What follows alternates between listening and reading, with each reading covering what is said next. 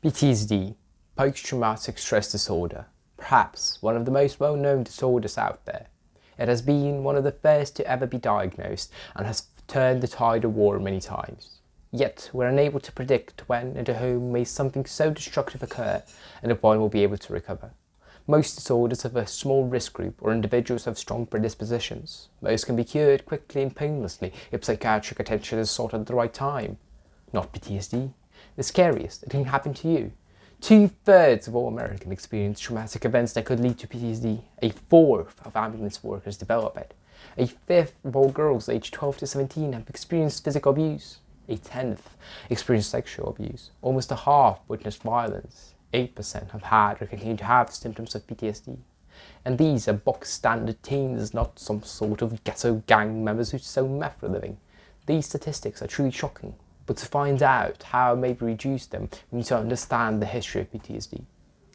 Something somewhat resembling PTSD was first diagnosed in 1915 by a chap named Charles Myers.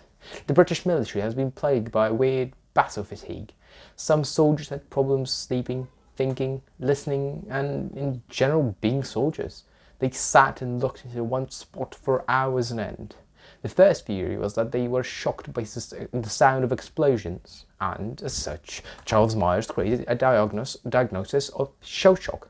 The strongest difference between shell shock and modern day PTSD is that the British perceived this to be a physical problem and treated it so, with baths and electricity. Psychology, as we know today, didn't really exist back then. Once one showed any signs of recovery, he was immediately sent back to the trenches of Normandy.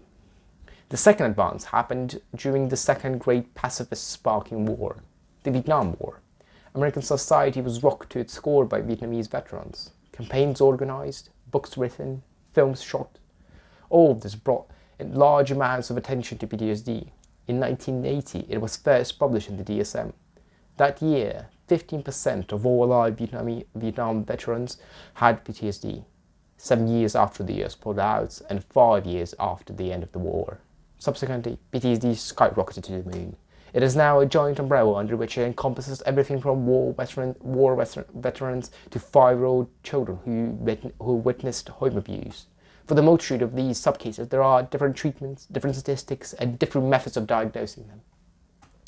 Why have I just paraphrased the Wikipedia article? Oh, because of this comes my first proposition for a strategy to fight stigma. As you have seen, PTSD covers so many different cases which sometimes have nothing in common with each other, and this may generate some stigmas. One might think that PTSD is only when something incredibly traumatic happens, and as such decide that they definitely can't have it because their event was not as traumatic as they would perceive it to need be. Or it could be the other way around. One would think himself that they don't need to see a psychologist because they might have a disorder that somebody develops when their pet hamster dies. Also, perhaps PTSD should be made more normal in the military, as it seems the main reason for veterans to not seek help is because they don't want to have anything wrong with them.